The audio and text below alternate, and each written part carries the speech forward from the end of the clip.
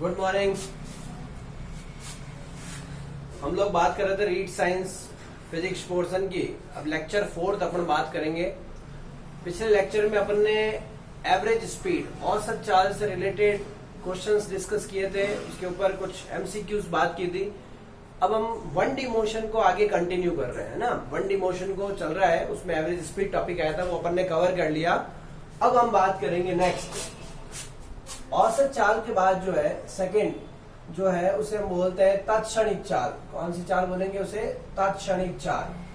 तत्क्षणिक चाल का मतलब देखो, औसत शब्द का अर्थ सदैव अंतराल से होता है, जबकि तत्क्षणिक का तात्पर्य हमेशा एक इंस्टेंटेनियस वैल्यू है, जिसको हम बोलते हैं इंस्टेंटेनियस स्पीड। इंस्टेंट मतलब at a time, at particular time उसकी स्पीड क्या है, उस टाइम की हम बात करेंगे ना। इंस्टेंटेनियस स्पीड जिसे हम कहते हैं, ये जो है तत्क्षणिक चाल है। तत्क्षणिक का मतलब तत्क्षण, उस समय, इसमें अंतराल नहीं होता। There is no interval, no time interval, इसमें कभी टाइम इंटरवल नहीं होगा। आपको जनरल समझना है, किसी विशेष समय पर चाल। इसको यूं कह सकते हैं कि किसी विशेष समय या क्षण पर, किसी विशेष समय या क्षण पर जो चाल होती है उसको हम कौन सी चाल बोलते हैं? तत्क्षणिक चाल। जैसे एग्जाम्पल के लिए t बराबर 2 सेकेंड पर वाहन की चाल, अगर ये वर्ड हम ले रहे हैं तो ये 100% उसकी कौन सी चाल को निरूपित करता है? बताइए। तत्क्षणिक चाल को निरूपित करता है। ये वाहनों के डिजिटल मीटर जो है, वाहनों के कौन से मीटर? डिजिटल मीटर जो लगे हुए रहते हैं, जो स्पीडोमीटर, डिजिटल स्पीडोमीटर जो मेजर करता है, स्पीडोमीटर हमेशा ध्यान रखना उसकी तत्क्षणिक चाल को मेजर करता है। कौन सी चाल को मेजर करता है? तत्क्षणिक चाल को। ठीक है, स्पीडोमीटर तत्क्षणिक चाल को। तो ये बात हो गई हमारी तत्क्षणिक चाल की, तत्क्षणिक चाल की। तीसरा जो हम बात करते हैं उसको हम बोलते हैं एक समान चाल। कौन सी चाल? एक समान चाल। देखो, एक समान चाल का मतलब यूनिफॉर्म स्पीड होता है ना, यूनिफॉर्म। अब अगर कोई यूनिफॉर्म स्पीड से चल रहा है, इसका क्या अर्थ होता है? यूनिफॉर्म स्पीड से चलने का अर्थ है, जैसे मैंने लिख दिया, चाल बराबर होता है दूरी बटा समय। अगर वो समान समय के अंदर, इक्वल टाइम में, अगर वो इक्वल डिस्टेंस कवर करता है, समान दूरी, तो हम उस चाल को क्या कहेंगे? एक समान यूनिफॉर्म नियत चाल बोल सकते हैं। इसको कौन सी चाल बोल सकते हैं? नियत। ये ध्यान रखना, ये नियत चाल होता है। अगर इसके अंदर हम ग्राफ बनाएंगे, यहाँ पे हमने ले लिया दूरी और यहाँ पे हमने क्या ले लिया बताओ? समय। तो इसके मध्य जो खींचा गया ग्राफ है वो सदैव नियत ढाल की सरल रेखा होता है। जैसे जैसे समय बढ़ रहा है वैसे वैसे दूरी बढ़ रही है, मतलब दोनों समानुपाती के रूप में है, समान समय में समान दूरी। और अगर हम यहाँ पे v का t के साथ ग्राफ बनाते हैं तो आप देखो, ये v जो है वो चाल है, और चाल आपको दिख रहा है समय के साथ क्या बनी हुई है? नियत बनी हुई। तो नियत चाल की बात हो गई। चौथी जो चाल है उसको हम कौन सी चाल बोलेंगे बताओ? असमान चाल। असमान का मतलब कुछ बदलेगा, कुछ चेंज होगा। तो जब चेंज होगा तो दूरी का मान भी क्या होगा? कभी ज्यादा कभी कम। समझ रहे हो? एक समान नहीं जाएगा, कभी परिवर्तित होती रहेगी। इस प्रकार से दूरियां कभी ज्यादा होगी कभी कम होगी। इस लिहाज से मतलब हम ये कह सकते हैं कि ये जो t है और d है, इसके मध्य जो ग्राफ है वो नियत ढाल की सरल रेखा नहीं होगी। ढाल पर्टिकुलर टाइम इंटरवल के बाद बदलती जाएगी। देखो, o से a तक अलग है, a से b तक अलग है, b से c तक अलग है, d तक अलग है, ये। और इसमें चाल का मान भी कम ज्यादा होता रहेगा, मतलब चाल ये कम हो गई, कभी ज्यादा हो गई, कभी नियत नहीं रहेगी, कम ज्यादा होती रहेगी, बदलती रहेगी। तो इसको हम बोलेंगे कौन सी चाल बताओ? परिवर्ती। इसको अपन यूं कह सकते हैं, यहाँ पे कौन सी चाल है? परिवर्ती होगी। ये कैसी है? एक समान है, इसे हम क्या कहेंगे? नियत। तो ये एकदम चाल की अपन ने बात कर ली। अब हमें जो नेक्स्ट टॉपिक है उस पे वेग को देखना है। वेग क्या है? वेग, त्वरण, बल, ये हमारा मुख्य फोकस रहेगा। जब हमें वेग समझ में आ जाएगा तो त्वरण समझ में आ जाएगा। वेग त्वरण समझ में आने के बाद हम आसानी से गति की समीकरण और बल से संबंधित बातें कर सकते हैं। तो अब आप इसको देख लो। इसी के साथ हम टॉपिक ले रहे हैं जिसका नाम है वेग। वेग का मतलब हो गया वेलोसिटी, है ना। तो हम वेलोसिटी की बात कर रहे हैं। वेलोसिटी क्या होती है, इसके ऊपर थोड़ा सा चर्चा करेंगे। देखो, वेग बराबर जो होता है, वेग हमेशा ध्यान रखें, एक विस्थापन बटा समय होता है। विस्थापन बटा क्या होता है? समय। विस्थापन जब वर्ड आता है तो आपको उसमें दो चीजें होती है, परिमाण भी आता है और उसके साथ में क्या आती है बताओ? दिशा। मतलब हम कह सकते हैं कि ये कैसी राशि है बताओ? सदिश राशि है। और अगर ये सदिश राशि है तो निश्चित रूप से वेग भी कैसी राशि होगी, सदिश, उसके अंदर परिमाण भी होगा और दिशा भी होगी। समझ गए। उसके बाद में हम कह सकते हैं कि विस्थापन का मान 0 होता है, तो देखो इसका मात्रक विमा की तो बात कर ही लेते हैं। मात्रक हो गया मीटर प्रति सेकेंड, इसकी विमा हो गई, विमा वही विस्थापन की और समय की विमा का अनुपात L1 T-1 चाल के समान है। उसके बाद है वेग का मान, इसका मान धनात्मक हो सकता है, ऋणात्मक हो सकता है, 0 हो सकता है, इसकी सब वैल्यू पॉसिबल है। क्योंकि जो बात हमने विस्थापन के लिए की थी वही बात हम किसके लिए करेंगे, वेग के लिए करेंगे। ध्यान रहे ये परिमाण के साथ साथ दिशा पर भी निर्भर करता है। इसके अंदर परिमाण भी है, परिमाण के साथ साथ इसके अंदर दिशा भी है, मैग्नीट्यूड भी है तो डायरेक्शन भी है। अब हम बात करेंगे वेग के प्रकार, जैसे हमने पहले पढ़े थे वैसे के वैसे यहाँ पे प्रकार की बात करेंगे हम।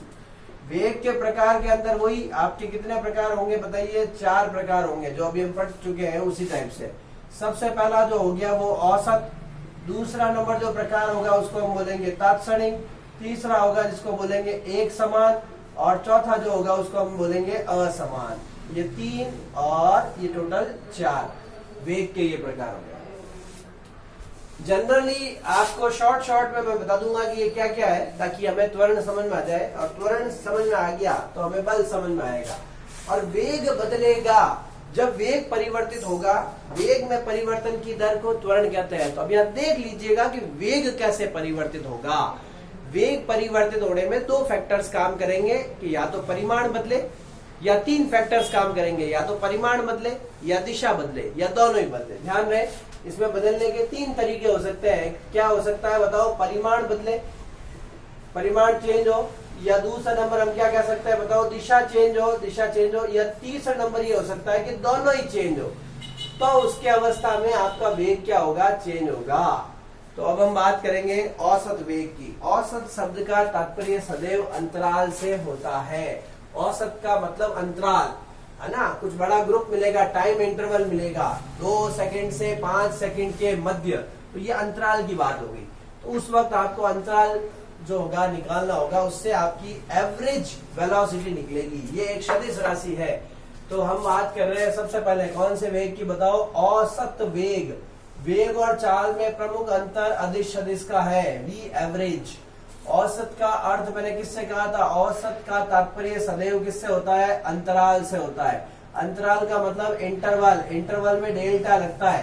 तो वी एवरेज बराबर है ना स्थिति में परिवर्तन बटा समय में परिवर्तन, कण की वस्तु की स्थिति में परिवर्तन बटा किसमें परिवर्तन बताइए, समय में परिवर्तन।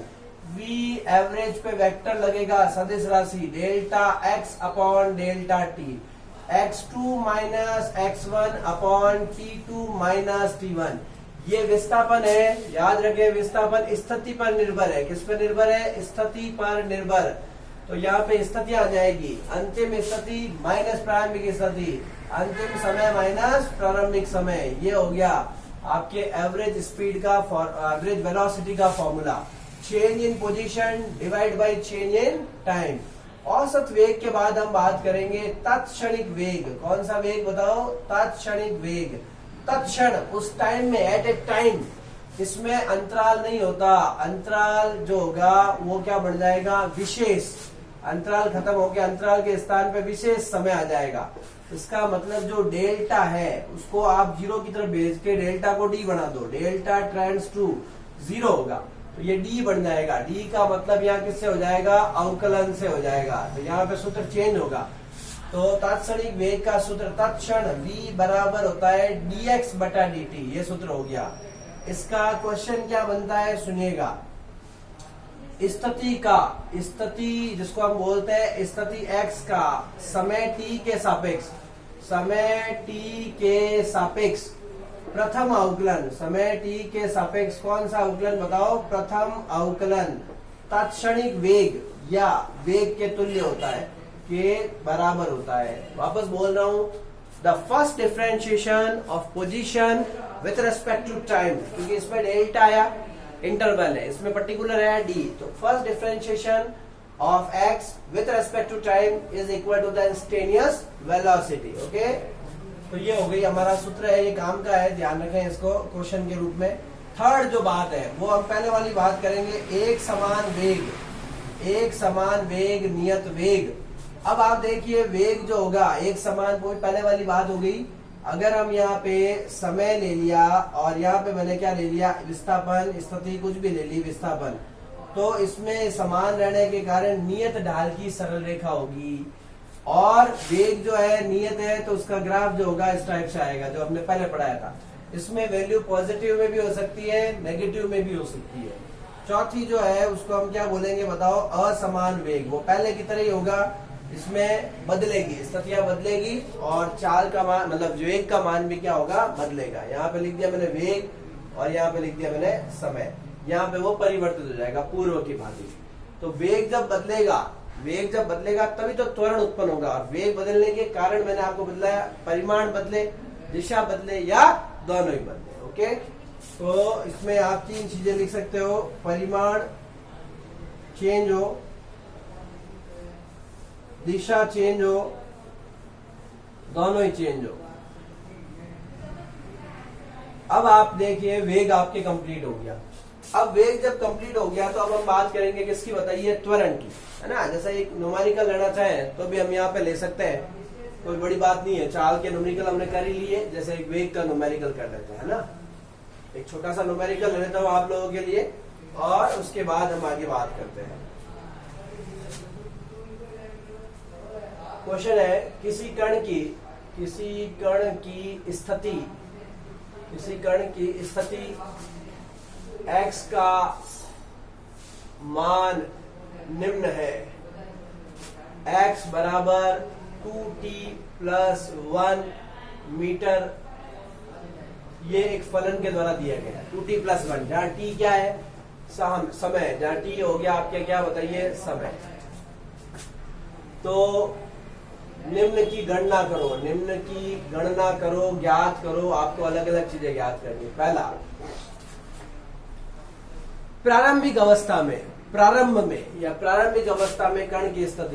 कण की प्रारंभिक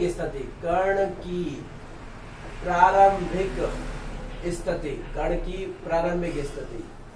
दूसरा नंबर आपसे पूछ लिया कण की t बराबर 3 सेकंड पर स्थिति। तीसरा आपसे पूछ लिया कण का t बराबर 2 सेकंड से t बराबर 3 सेकंड के मध्य औसत वेग।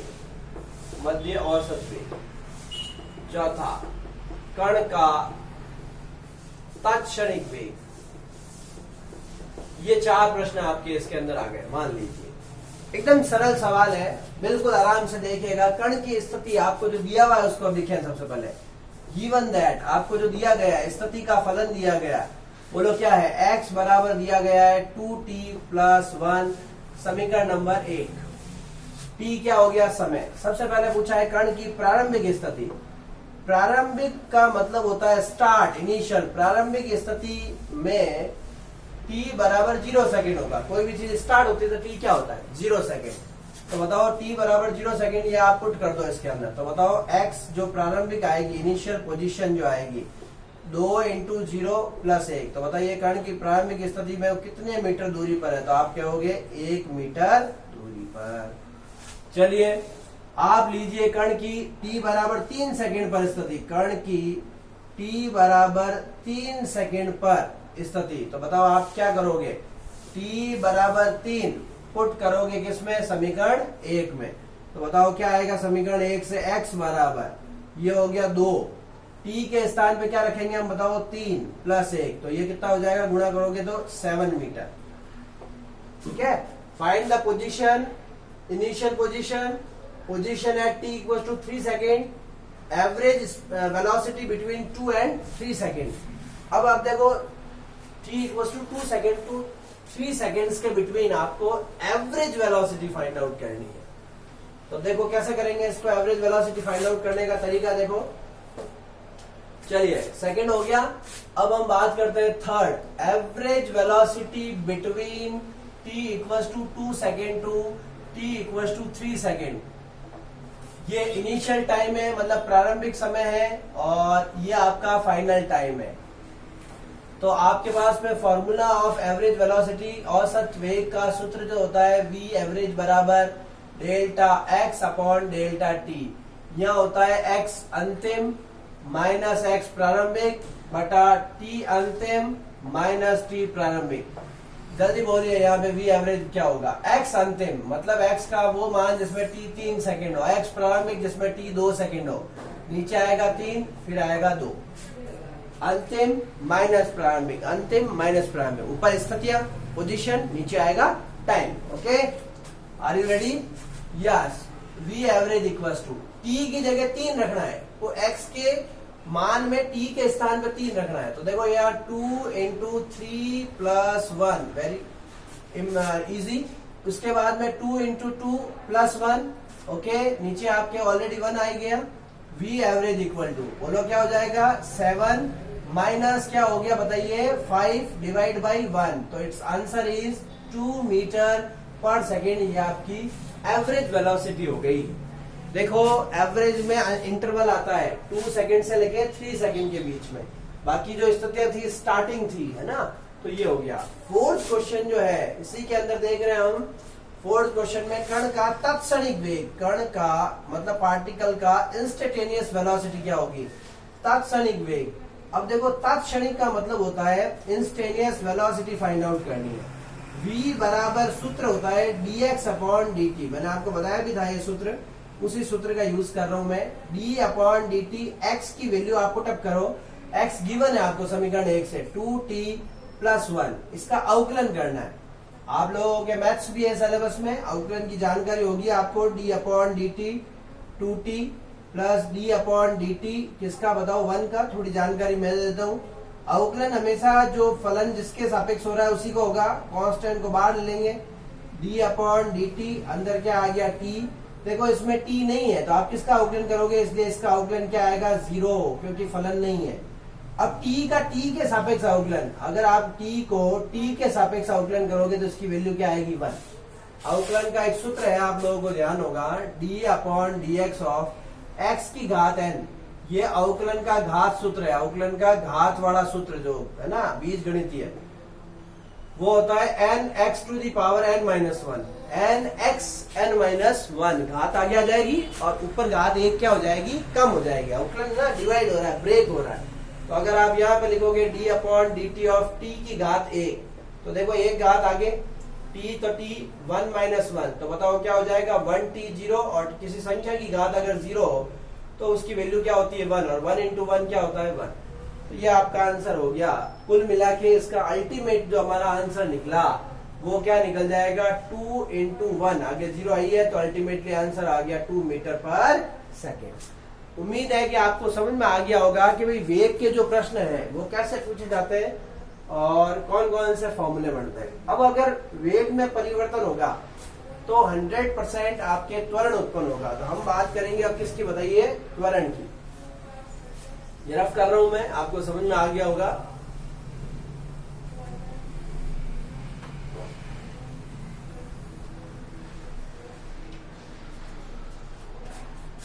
चलिए हम बात करते हैं त्वरण। बड़ा इंपॉर्टेंट टॉपिक है। जब त्वरण की बात होती है तो आपको बल अपने आप इससे जुड़ा हुआ नजर आता है। बल का इससे सीधा सीधा रिलेशन है। आपके कोर्स में बल और बलों के प्रकार है, जैसे कि muscular force, electric force, magnetic force, ये सब फोर्स आपके ग्रेविटेशनल फोर्स आपके कोर्स में है। पेशीय बल, विद्युत बल, चुंबकीय बल और जो गुरुत्वीय बल, ये सब कुछ बल आपके कोर्स में है।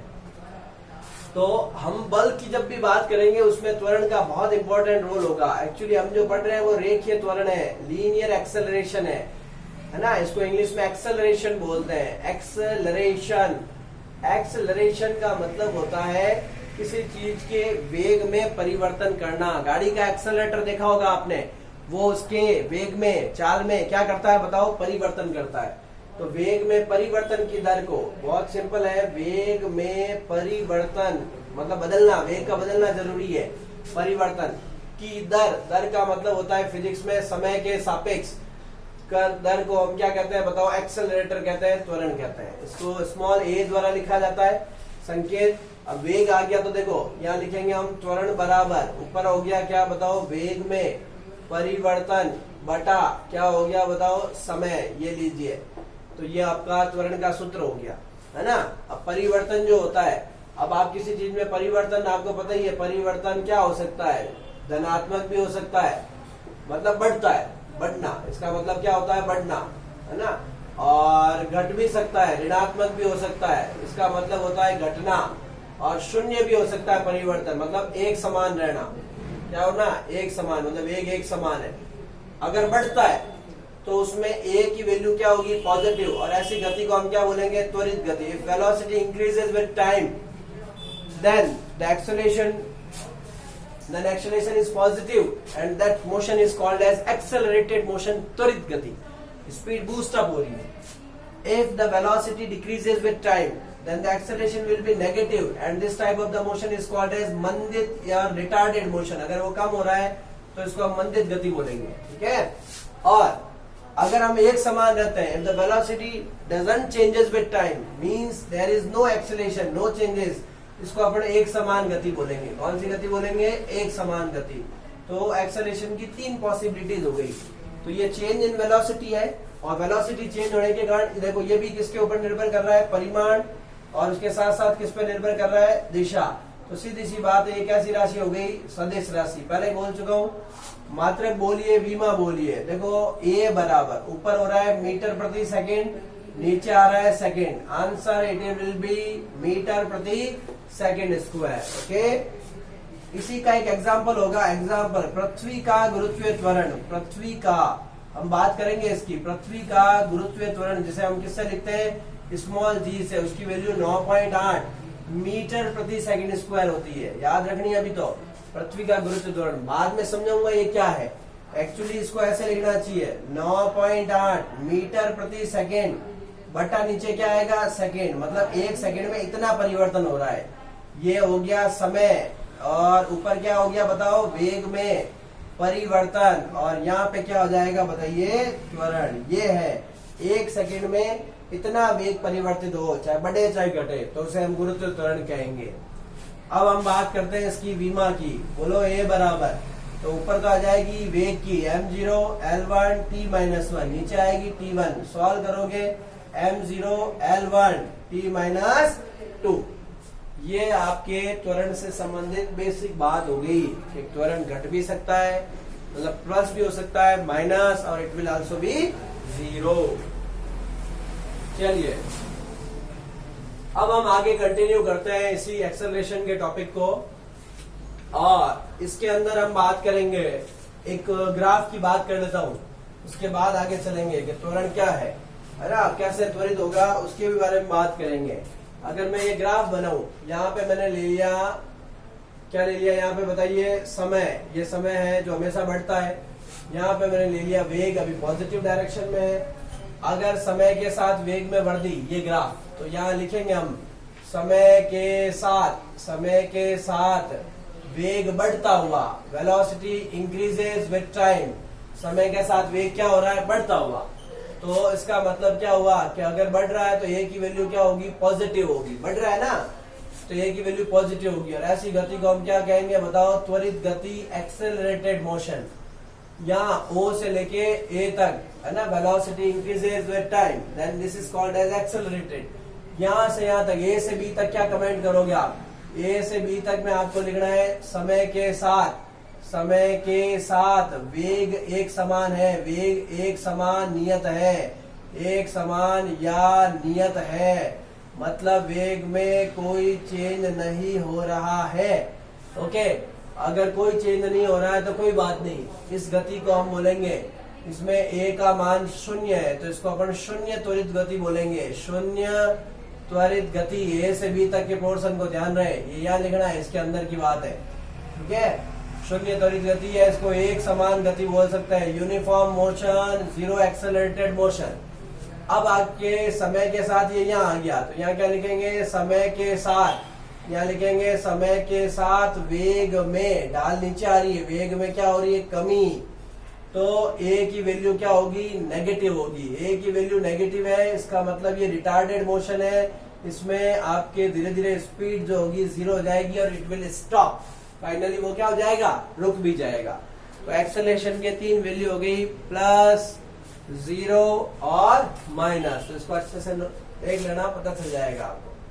अब हम बात करते हैं त्वरण के प्रकार। जैसे मैंने पहले पढ़े थे वैसे के वैसे प्रकार होंगे त्वरण के प्रकार।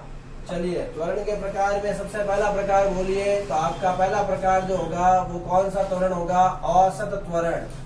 औसत का अर्थ किससे होता है, अंतराल से। बार बार लिखने की जरूरत नहीं है, बोलो अंतराल। तो अंतराल में क्या आएगा, ऊपर आ जाएगा वेग में परिवर्तन। क्या आएगा, वेग में परिवर्तन बटा समय में परिवर्तन, delta we upon delta T. ऐसे भी लिख सकते हैं V2 minus V1 upon T2 minus T1, सदिश राशि है। दूसरा जो त्वरण होगा, जैसे हम कौन सा त्वरण बोलेंगे, तत्क्षणिक त्वरण। कौन सा त्वरण, तत्क्षणिक, तत्क्षण, eight a time.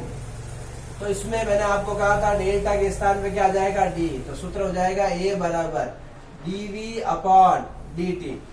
dv upon dt को क्या बोलेंगे, इसका सूत्र का ये मेन सूत्र है। इस सूत्र को कैसे बोलेंगे, वेग, या इसको ब्रैकेट में लिख सकते हैं तात्क्षणिक वेग, है ना, वेलोसिटी और इंस्टेंटेनियस वेलोसिटी। वेग का समय t के सापेक्ष, समय t के सापेक्ष प्रथम अवकलन। कौन सा अवकलन, फर्स्ट डिफरेंशिएशन। प्रथम अवकलन तात्क्षणिक त्वरण के तुल्य होता है, तुल्य होता है। ये लीजिए, the first differentiation of velocity with respect to time is equal to the instantaneous acceleration. Third one is, जिसे हम बोलेंगे कौन सा त्वरण बताओ, एक समान त्वरण। एक समान त्वरण, इसको हम नियत त्वरण भी बोल सकते हैं, कांस्टेंट एक्सेलरेशन, यूनिफॉर्म एक्सेलरेशन बोल सकते हैं। स्थिर त्वरण, है ना, एक नियत त्वरण, स्थिर त्वरण, इससे जुड़ी हुई गति की समीकरणें होती है, इसलिए ये बहुत इंपॉर्टेंट है। एक समान त्वरण का अर्थ क्या होता है बता देता हूं मैं आपको। यहाँ लिखेंगे त्वरण बराबर वेग में परिवर्तन की दर, मतलब वेग में परिवर्तन बटा समय। ठीक है, ये सूत्र है। यहाँ पे वर्ड डाल दिए, अगर समान समय में वेग में परिवर्तन समान रहे, समान रहे, या यहाँ लिख दो वेग में परिवर्तन क्या रहे, समान रहे, तो उस प्रकार का त्वरण जो होगा वो क्या कहलाएगा, एक समान त्वरण कहलाएगा। जैसे गुरुत्वीय त्वरण जो होता है एक समान त्वरण का एग्जाम्पल है। एग्जाम्पल इसका वापस वही बोलेंगे, जी जो होता है वो पृथ्वी के लिए क्या होता है, एक समान है। जी क्या होता है, एक समान। पृथ्वी के लिए इसका मान क्या होता है, एक समान, और बदलता है तो उसको अपन असमान बोलेंगे। जैसे जी क्या करता है, देखो बताता हूं मैं आपको। जब कोई वस्तु नीचे की ओर फ्री फॉल होती है, स्वतंत्रतापूर्वक गिरती है, तो ए की वैल्यू होती है प्लस जी, और प्लस जी का मतलब प्लस 9.8 मीटर प्रति सेकेंड स्क्वायर। इसका अर्थ ये हुआ कि 9.8 मीटर प्रति सेकेंड वेग बढ़ जाता है, फिक्स है। कितने सेकेंड में, एक सेकेंड में।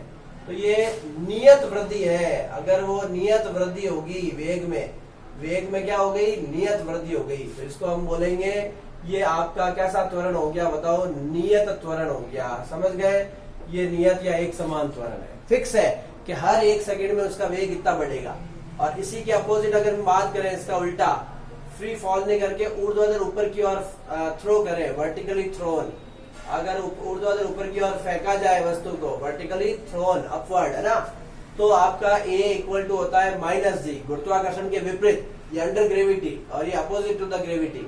तो इसकी वैल्यू हो जाएगी माइनस 9.8 मीटर प्रति सेकेंड स्क्वायर। मतलब एक सेकेंड में ये वृद्धि होगी, तो यहाँ पे क्या हो जाएगी बताओ, कमी होगी। वेग घटेगा लेकिन नियत घटेगा, फिक्स अमाउंट में घटेगा। इसमें जो है ना, कैसे लिखेंगे, ए बराबर माइनस जी, माइनस 9.8 मीटर प्रति सेकेंड घटेगा, और कितने सेकेंड में घटेगा, एक सेकेंड में। इतना इतना धीरे धीरे कम होगा। इसको कई बार हम 9.8 के स्थान पे जी की वैल्यू को हम 10 मीटर प्रति सेकेंड स्क्वायर भी लिखते हैं। ये हमारी सुविधा के लिए है, क्योंकि इसकी वैल्यू तो फिक्स 9.8 ही होती है, इस बात का ध्यान रहे। तो इस प्रकार हमारा जो एक्सेलरेशन से रिलेटेड टॉपिक था वो अपना यहाँ पे कंप्लीटली ओवर हो गया। एक विमीय गति में हमने दूरी, विस्थापन, चाल, वेग और त्वरण, इन सब टॉपिक को कवर कर लिया। जैसा न्यूमेरिकल मैंने उसमें कराया था आपको x से v निकालना है, वैसे v से भी आप चाहे तो ए निकाल सकते हैं अगर आपको वी ज्ञात हो, वी दिया गया हो तो उसी प्रश्न को आप ए के लिए भी कर सकते हैं ना। तो आप एक क्वेश्चन भले प्रैक्टिस कर लेना। आपको v गिवन है और इसका v की वैल्यू इस प्रकार से गिवन है। मान लीजिए इसको मैंने लिख दिया 10t-3 मीटर प्रति सेकेंड, इस टाइप से आ गया आपके, है ना। और आपको अलग अलग पूछ लिया कि अलग अलग, जैसा पहला सवाल बताया था उसी प्रकार के आप 4 सवाल प्रारंभिक वेग वगैरह ले सकते हो। ये आपको वेग दिया गया है और आपको अलग अलग ज्ञात करना है ना। तो जैसे आपने वहां पे x लिया था, वहां x के स्थान पे v हो गया और v जहां था उसके स्थान पे a हो गया। ठीक है, चलिए, थैंक यू।